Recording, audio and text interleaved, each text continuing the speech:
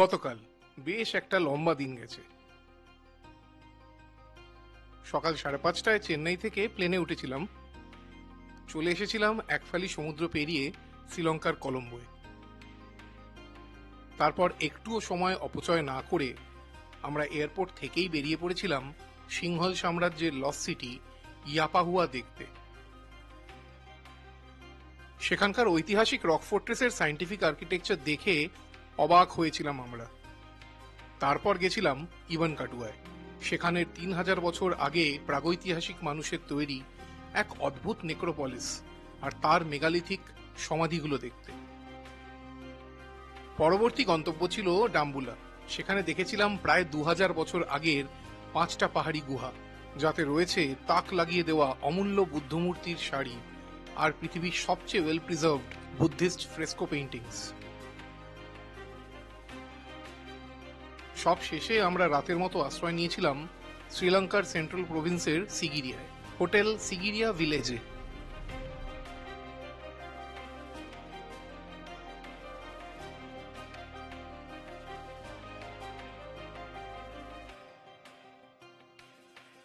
সিগিরিয়ায় থেকে যাওয়ার ফল অবশ্য আজকের এই পর্বে ফলবে।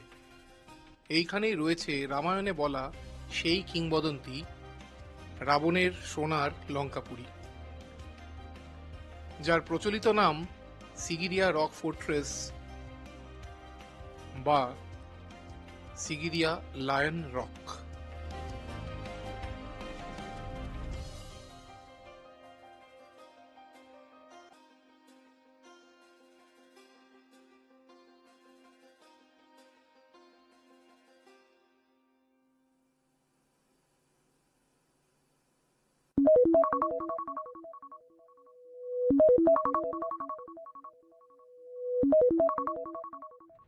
ডট 4:30টায় ঘুম থেকে উঠে 5টার মধ্যে হোটেল থেকে বেরিয়ে পড়লাম আমরা। Good morning. আজ 28শে অক্টোবর 2024, এখন সকাল 5:10 বাজে। আমরা এখন যাচ্ছি Sigiriya lion rock. Good morning. কটা বাজে? 5:20। হ্যাঁ, আমরা এই এসে পৌঁছলাম রাবণের লঙ্কাপুরীর নিচে, যার আর এক নাম হচ্ছে সিগিরিয়া রক ফোর্ট। এখন আমরা উঠবো 1200 সিঁড়ি। এখন অন্ধকার, আলো আভা ফুটছে আকাশে, এখনো বেশ অন্ধকার আছে। চলুন এগোনো যাক। পার্কিং লট থেকে এগিয়ে চললাম এন্ট্রান্সের দিকে। আমাদের আগে থেকেই অনলাইনে টিকিট কাটা ছিল। সার্ক দেশগুলোর জন্য মাথাপিছু $20 ট্যাক্স ফ্যাক্স ধরে টোটাল পড়েছে $41 মতো। তবে অনলাইন টিকিট কাটা থেকেও আমাদের একটু দেরি হয়েই গেল। Good morning.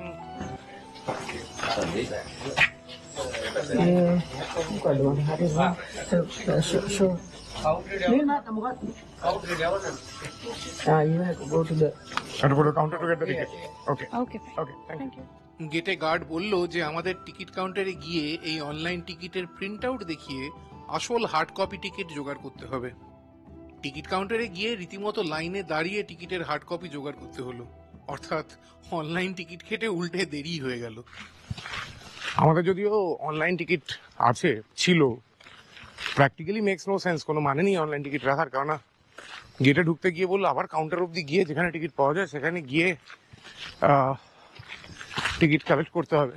তো করলাম সেটা কালেক্ট, সেটা কোনো অসুবিধা নেই। কিন্তু তাতে যা সময় লাগলো, আমি কি ক্যাশে পে করতে পারতাম। অনলাইন কার্ডের there is no advantage of getting an online ticket.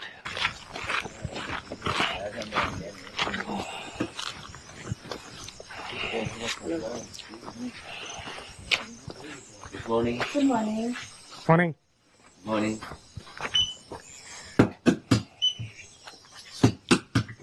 Okay. Thank you so much. Thank you. Thank you. Bye. Bye. Good morning. এইবার আমরা ঢুকছি সিগিরিয়া রক ফোর্টে। এন্ট্রির গেটটা পার করেই প্রথমেই চোখে পড়ল একটা পদ্ম পাতায় ভরা পরিখা বা মোট। এখানে একটা মোট আছে, এই পুরো রক ফোর্টের চতুর্দিকে এরকম মোট আছে। আর এই ছোট একটা ব্রিজ, আলো খুব হালকা হালকা ফুটছে। এই হচ্ছে প্রথম সিঁড়ি, টোটাল 1200 সিঁড়ি আছে। প্রথম কয়েকটা ধাপ সিঁড়ি চড়তেই আমরা এসে পড়লাম একটা খোলা মতন জায়গায়। ম্যাপে দেখলাম এই জায়গাটাকে বলছে মিনিয়েচার ওয়াটার গার্ডেন।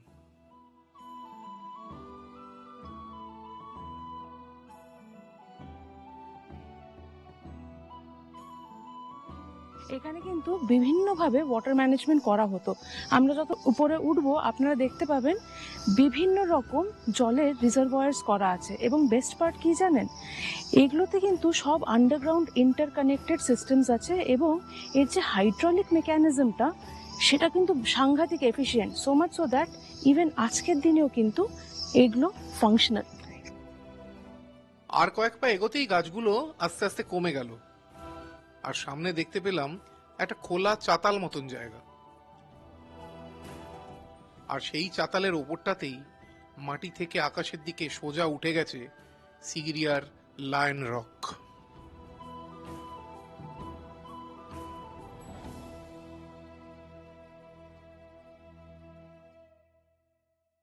পুরাণের মতে, মাইথোলজিক্যাল বিশ্বাসে রাবণের সোনার লঙ্কা হচ্ছে এই সিগিরিয়া রক ফোর্ট্রেস।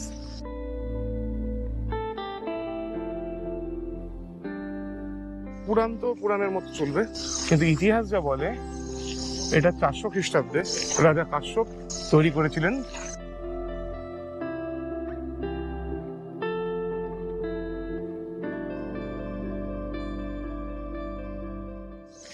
রাজা কাশ্যপ ছিলেন রাজা ধাতু সেনের ছেলে। রাজা ধাতু সেনের ইলেজিটিমেট সান। রাজা ধাতু সেনের যে লেজিটিমেট যে প্রিন্স যিনি ছিলেন, মগলানা, মগলানাকে ভয় দেখিয়েছিল, মগলানা পালিয়ে গেছিল ইন্ডিয়াতে। আর ধাতু সেনকে রাজা কাশ্যপ মোটেই খুব মহৎ ব্যক্তি ছিলেন না, ধাতু সেনকে পুরো আনারকলি করে দিয়েছিলেন আর কি, দেহালে পুঁথে মেরে দিয়েছিলেন। কিন্তু কাশ্যপের ভয় ছিল যে ভাই ইন্ডিয়া থেকে এসে এখানে অ্যাটাক করবে। এখানে তখন ছিল না। প্রথম যে ক্যাপিটাল সিংহলের, সেটা ছিল অনুরাধাপুরা অ্যাটাক করবে, তাই সেই ভয়ে ও চলে এলো এমন একটা সিকিউর জায়গায়, এই রকে এসে তার ক্যাপিটালকে শিফট করলো। কালকে যেরকম বলছিলাম যে বুদ্ধর টুথ রেলিকের কথা, সেটাও তখন অনুরাধাপুরা থেকে সরিয়ে এখানে নিয়ে আসা হয়। আর এর উপরে যে ফোর্ট্রেসে যাবো আমরা, সেটা ছিল কাশ্যপের ক্যাপিটাল সিটি। এবং এখানে এসে সাংঘাতিক সাইন্টিফিক ইনোভেশন করেন। তো ভদ্রলোক নিজে যতটাই খচ্চর হন না কেন, বলতে হচ্ছে সরি, বা নিজের বাবাকে মেরে রাজা হয়েছিল, তো ভদ্রলোককে খুব একটা ভালো ভাষায় তো ওনাকে ইনফ্যাক্ট জানেন তো হিস্ট্রিতে পিতৃঘাতক বলা হয়, পিতৃঘাতী কাশ্যপ। হ্যাঁ, তো পিতৃঘাতী যে তাকে তো ঠিক মহাত্মা বলতে পারছি না, বাট যতই খচ্চর হন না কেন, সাইন্টিফিক্যালি সিগিরিয়া একটা মার্ভেল, একটা ওয়ান্ডার তৈরি করেছিলেন।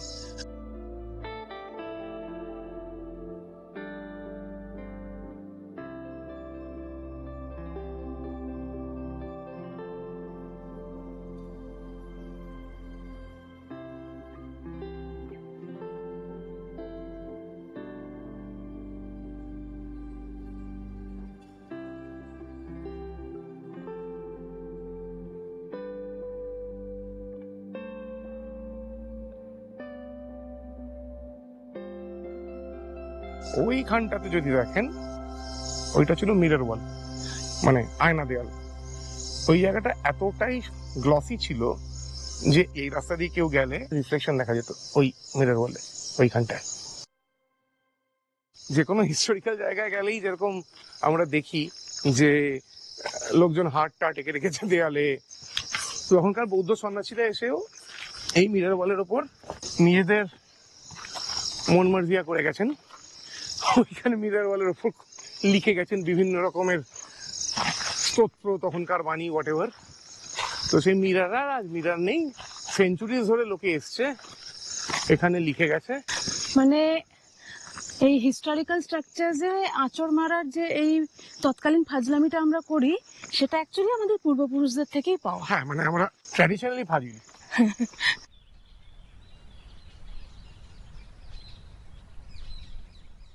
আচ্ছা, এইদিকে একটা অক্টাগনাল পন্ড আছে, এই যে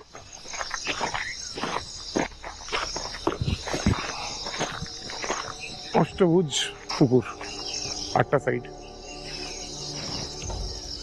এইবারে মেইন রকটায় উঠব। সিঁড়ি দিয়ে ওঠার ঠিক আগে পাহাড়টার পায়ের কাছে রয়েছে অনেকগুলো কেভ শেল্টার, অনেকগুলো গুহা, যাতে সেই যুগে বৌদ্ধ সন্ন্যাসীরা থাকত।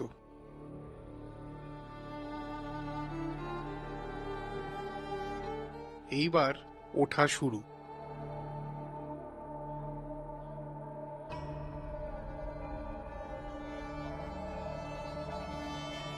এতক্ষণের ওয়াক ইন দ্য পার্ক হঠাৎ করেই শেষ হয়ে গেল। শুরু হলো আসল চড়াই।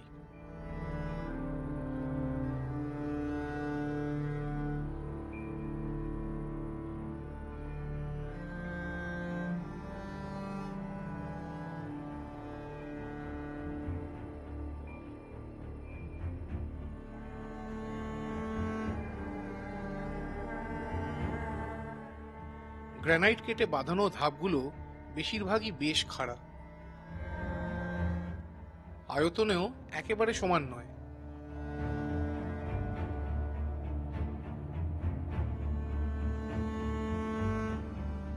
কিছু ক্ষয়ে গিয়ে মসৃণ হয়ে গেছে, অন্যগুলো একটু এবড়ো খেবড়ো।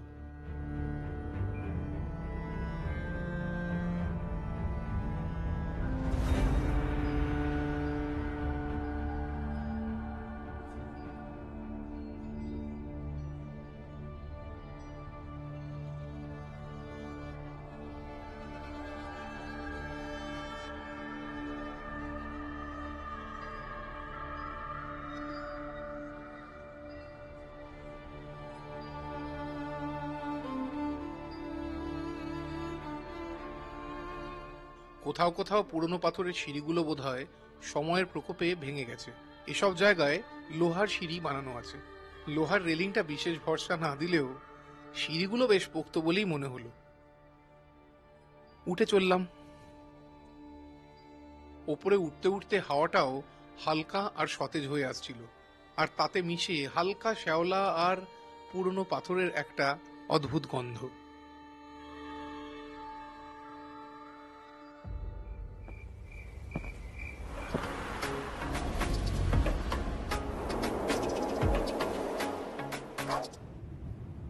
মিনিট পাঁচেক দাঁড়িয়ে আবার ওঠা শুরু করলাম আমরা।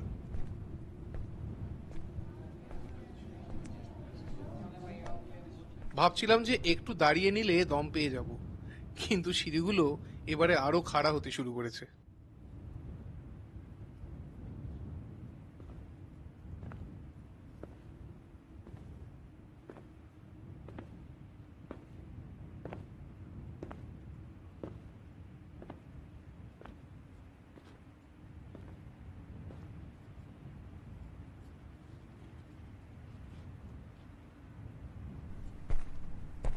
আমরা জানি না মাঝখান অব্দি উঠেছি কি কত দূর অব্দি উঠেছি, একটু দম নেওয়ার জন্য দাঁড়ালাম, কেননা যেটা উঠেছি খুব খাড়া সিঁড়ি। এই জায়গাটা যদি দেখাই সোজা উঠে গেছে, ওই দেখুন।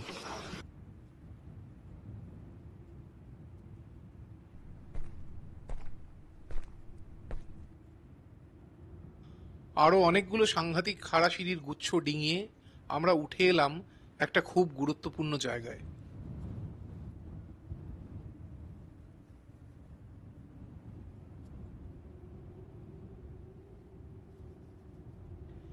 এই লায়ন রকের লায়নের পায়ের কাছে।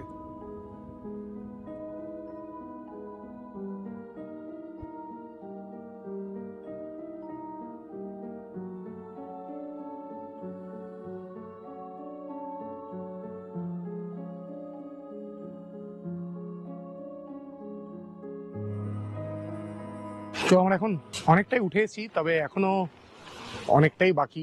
এখনো প্রাসাদ আবি দূর হ্যাঁ। এই সামনে যেটা এখানে দেখা যাচ্ছে, এইখানে সিংহের মাথাটা ছিল, এই উপরে এইখানটায়।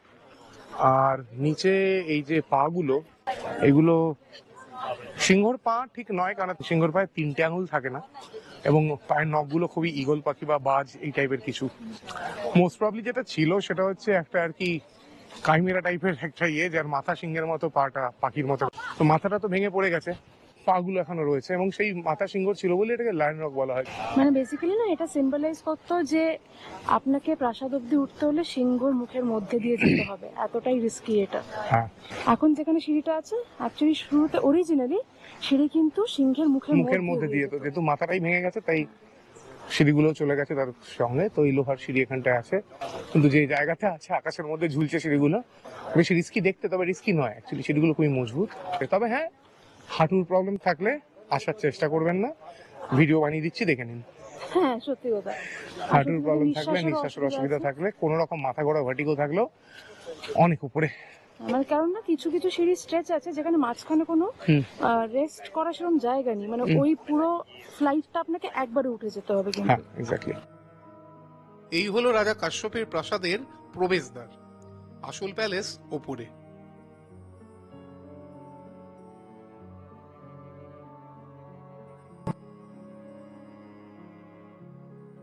লোকজনের ভিড়ে একেবারে জমজমাট এই জায়গাটা।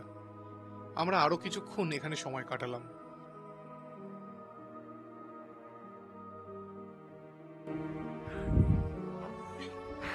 ভাবলাম রাজা রানীরা যেখানে বসে থাকতেন ওখানে বসে নিজেও একটু রাজা না সরি রানী রানী ফিল করে নিই।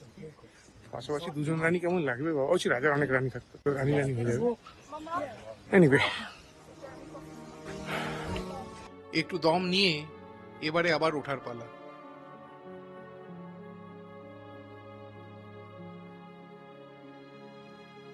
এখনো 250 ফিটের বেশি ওঠা বাকি।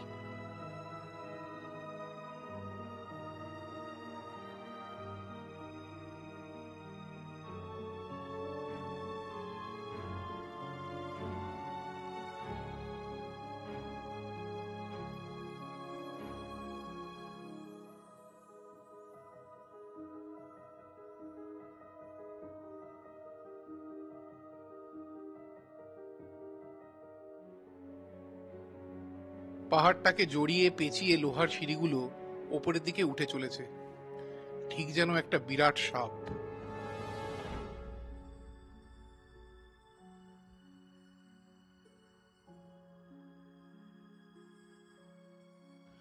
হাওয়াতে আর মানুষের চলাফেরাতে সিঁড়ির কাঠামোটা হালকা হালকা দুলছে।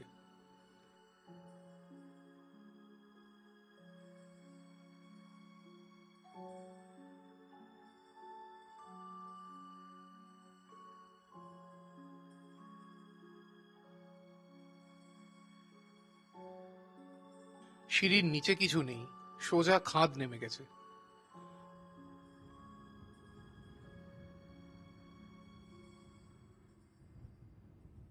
আর একটা বাঘ ঘুরতেই পাহাড়টার অন্যদিকে চলে এলাম। এবারে দেখতে পেলাম পিডুরাঙ্গালা রক। পিডুরাঙ্গালা হলো সিগিরিয়ার দোসর। সিগিরিয়ার আছে ইতিহাস আর কিংবদন্তির গৌরব, আর পিডুরাঙ্গালা সুযোগ করে দেয় দূর থেকে সেই গৌরবেরই প্যানোরামিক ভিউ দেখার। দুইয়ে মিলে এক রাজকীয় জুটি।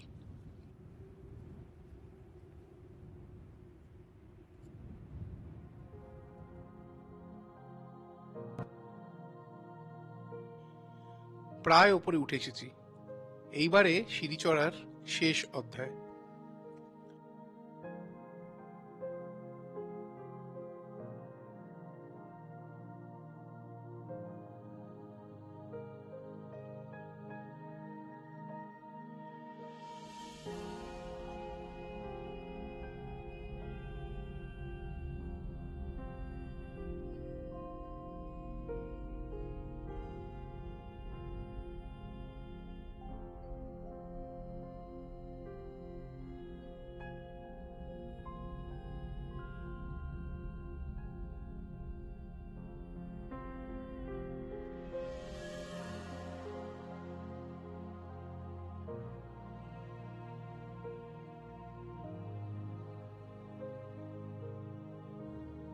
শেষের সিঁড়িগুলো চড়তে চড়তে হঠাৎ চোখের সামনে প্রকট হলো সেই অলৌকিক স্থাপত্য, যাকে কেউ বলে কাশ্যপের রাজপ্রাসাদ, আবার কেউ বা বলে রাবণের সোনার লঙ্কাপুরী। অবশেষে আমরা পৌঁছে গেলাম এই ইতিহাস কিংবদন্তির কেন্দ্রে, সিগিরিয়া রকের মাথায়। উঠে এলাম উপরে। সাংঘাতিক খারাপ ছিল মাঝখানটায়, এবং কারুর ভার্টিগো থাকলে মাথা ঘোরা একদম নিশ্চিত। মাঝে সিঁড়িতে যতটা গ্যাপ দেখেছেন নিশ্চয়ই দেখলাম। তো এখন আমরা এই ওপরে টঙে চড়েছি। হ্যাঁ, তুমি কি বলবে? ও আমার না এখনো মাথাটা ঘুরঘুরি করছে, যার জন্য কোনোভাবে উঠে এসেছি, একটুক্ষণ বিশ্রাম নিয়ে নিলাম, দেখে এবারে নিচে।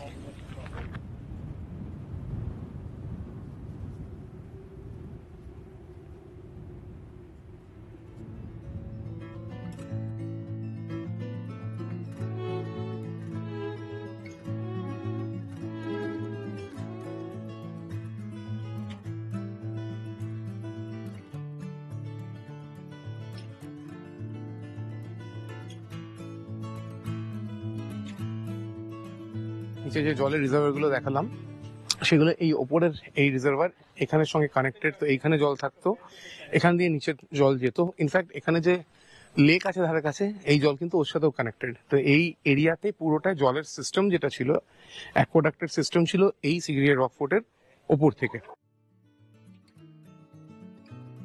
আসুন এবার মেইন প্রাসাদটায় ঢোকা যাক।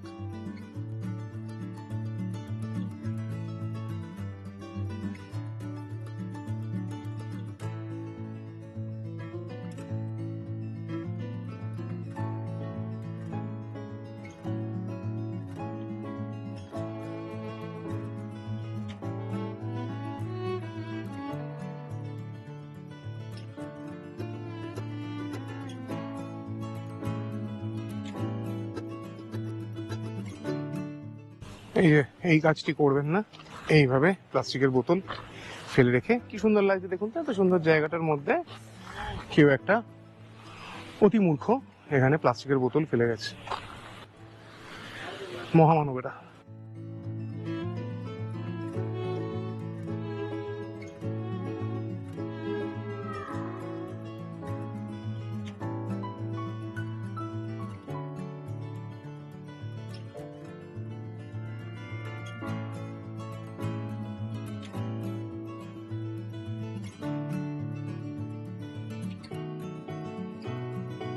এখন আমরা ফাইনালি একদম টপ অফ দ্য ওয়ার্ল্ড। তবে হ্যাঁ, একটা কথা বলতে পারি যে সোনার লঙ্কা সোনা দেখতে পাচ্ছি না, কিন্তু আদি পুরুষে যা দেখিয়েছিল মাদুর টাদুর কিন্তু বিশেষ দূর থেকে না দেখাচ্ছে না। আর এখানে যত লোকজনও দেখতে পাচ্ছি, এরা কিন্তু কেউ এরকম ওই কি বলে MS পেইন্টে কাট পেস্ট করা বাজে কম্পিউটার গ্রাফিক্স নয়, সব নর্মাল লোকজনই দেখতে পাচ্ছি। আমরা কিন্তু বেশ অনেকক্ষণ খুঁজেছি, হ্যাঁ, ওই অজগরটা যে ম্যাসাজ অজগরটা যেটা সাইফ আলী খান মানে রাবণকে মাসাজ দিচ্ছিল খুঁজেছি। মানে জঙ্গলে অজগর থাকতে পারে হয়তো, তো ওপরে মাসাজ সার্ভিস নেই, কোনো অজগর স্পা নেই, তো পাওয়া যাচ্ছে না সেটা। তো ভাই তবে আর কি বলে কাশ্যপ তৈরি করেছিল সেটা তো হিস্ট্রি আমরা বলছিলাম, কিন্তু আসলে পুরাণ মতে কিন্তু এই যে লঙ্কাপুরী, এটা ময়দানব তৈরি করেছিল। আপনারা জানবেন বিশ্বকর্মার দানব ভার্সন। হ্যাঁ, ময়দানব তৈরি করেছিল। ময়দানব আবার কিন্তু রাবণের শ্বশুর, হ্যাঁ, মন্দোদরির বাবা, মানে একেবারে অল ইন দ্য ফ্যামিলি। এটাকে কি নেপোটিজম বলা চলে? এইসব নিয়ে আমরা না, এতে যাবো না, এতে যাবো না।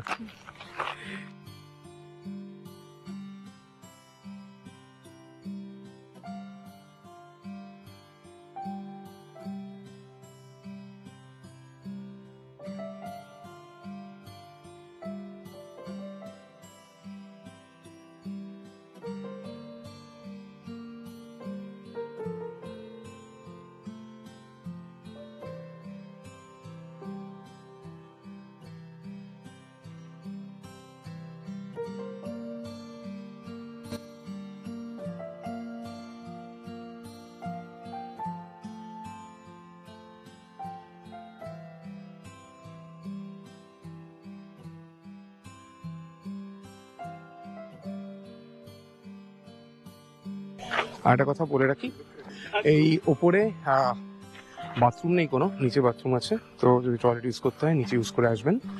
আর জল ডেফিনেটলি নিজের সঙ্গে নিয়ে আসবেন। তবে হ্যাঁ, এখানে কিন্তু প্লাস্টিকের বোতল ফেললে ধরে নিয়ে যেতে পারে, তো প্লাস্টিক নিজের ব্যাগে করেই নিয়ে বেরিয়ে যাবেন, কোনো রকম প্লাস্টিক এখানে ফেলবেন না। আর সিগিরিয়া রকফোর্ট বেশিরভাগ আর্কিওলজিক্যাল যে কোনো সাইটগুলোতেই যেরকম আছে, আমাদের দেশেও যেরকম ভারতেও যেরকম আছে, ড্রোন এখানে ওড়ানো নিয়ম নেই, এখানে কিন্তু পারমিশন নিতে হয়। আমরা কিন্তু পারমিশন নিয়ে এসেছি। আমাদের কাছে কিন্তু এখানের ডিফেন্সের, শ্রীলঙ্কার ডিফেন্সের পারমিশন আছে, আর শ্রীলঙ্কার সিভিল এভিয়েশনের পারমিশন আছে। 1 মাস আগে থেকে আমরা পারমিশন জোগাড় করে তার জন্য একটা স্মল অ্যামাউন্ট 1004 মতো আমরা পে করেছিলাম তার জন্য। তো মানে শুধু এই জায়গার জন্য নয়, পুরো শ্রীলঙ্কাতে যেখানে যেখানে যাব আমাদের একদম ডেট ধরে কোথায় কবে কিভাবে শুট করবো তার জন্য পুরোটা আমাদের পারমিশন নেওয়া আছে। আমি ডেসক্রিপশন বক্সে লিঙ্ক আর ডিটেলস গুলো দিয়ে দেবো, যদি কেউ ড্রোনের পারমিশন নিতে চান তো ওখান থেকে নিয়ে নিতে পারবেন। আর অনেকে এখানে আসে পারমিশন ছাড়া, কিন্তু সেটা কিন্তু ইলিগাল, এরা ড্রোন কিন্তু বাজেয়াপ্ত করে নিয়ে নিতে পারে, প্লাস অ্যারেস্ট পর্যন্ত হতে পারে।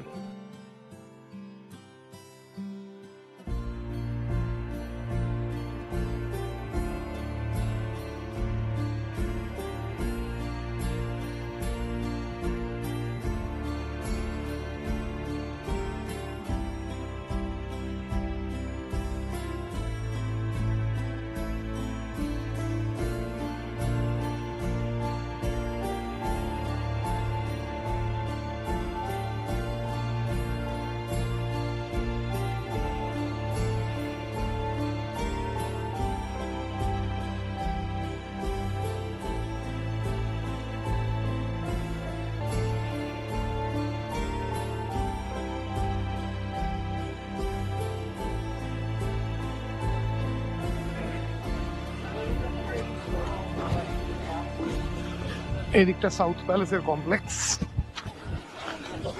এই হলো অরিজিনাল সিঁড়ি যেটা ছিল, সিঁড়িটার অবস্থা খুব একটা ভালো নেই, ওই জন্য পাশে আর একটা এই সিঁড়ি বানানো হয়েছে। আর দেখুন এই যে রিজার্ভারটা উপরে রয়েছে যেটা, এটা এখনো কত জল রয়েছে। এই সবকটা রিজার্ভার কিন্তু একে অপরের সঙ্গে কানেক্টেড।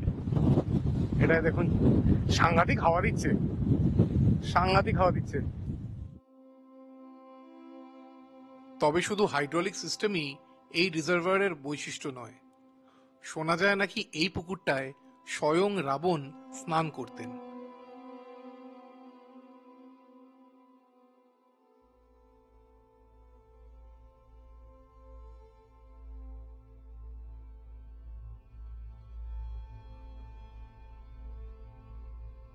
কি অসাধারণ ভিউ দেখুন এখানটায়। তবে আমরা আর এখানে বেশিক্ষণ থাকতে পারবো না। এক হচ্ছে রোদ্দুর বাড়ছে, তবে রোদ্দুর সেরকম তেজ নেই, ওয়েদার ভালোই, খুব একটা টেম্পারেচার নেই। তবে আমাদেরকে এরপরে নেক্সট আজকে অন্য একটা ডেস্টিনেশন আছে, সামনে আরো প্ল্যান আছে, বলছি আস্তে আস্তে। তার জন্য এখন কটা বাজে, এখন 7:52, প্রায় 8টা বাজে। তো এবার নেমে যাব, নামতে মিনিট 20 তো লাগবে। 8টা 10 নাগাদ নিচে নামবো, তারপরে হোটেলে যাব, গিয়ে একটু কিছু খেয়ে প্যাক প্যাক করে আবার যাযাবর জীবন, আবার নেক্সট ডেস্টিনেশনের জন্য বেরিয়ে পড়বো।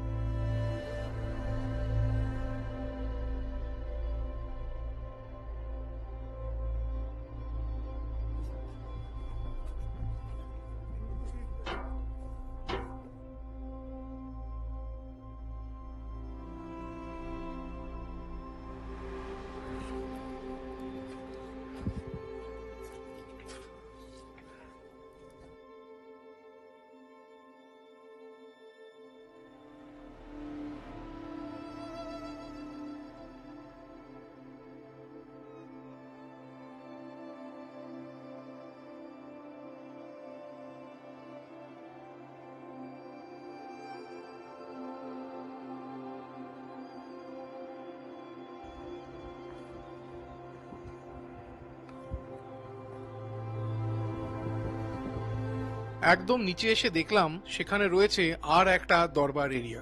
এইখানটায় ছিল অডিয়েন্স রুম, এই পুরো জায়গাটা, এখানে পারফরমেন্স হতো। এই ওপরটায় রাজা বসতো, এরকম রাজার ওপরে বসে। আর এই নিচটায় জানেনি কারা বসতো, কমন ম্যান, প্রজা।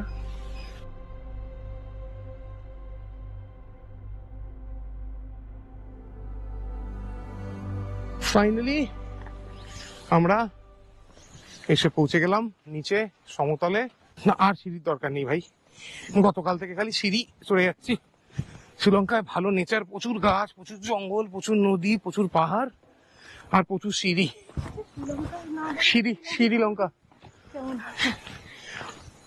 প্রথম মহিলা প্রাইম মিনিস্টার শ্রীলঙ্কার, মানে প্রথম মহিলা প্রাইম মিনিস্টার পৃথিবীর ছিলেন শ্রীলঙ্কারই, তার নাম ছিল সিরিমামু বন্দরনায়ক।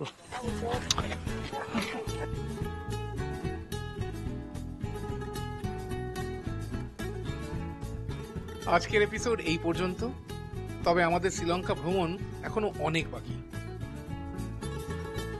আমাদের সাথে মানুষ ভ্রমণে বেরোতে যদি আপনাদের ভালো লাগে তাহলে এই ভিডিওটা প্লিজ লাইক করুন আর চ্যানেলে সাবস্ক্রাইব করুন। তাহলে দেখা হচ্ছে আগামী পর্বে। চলুন বেরিয়ে আসি বিয়ন্ড নোন মাইলস্টোনস।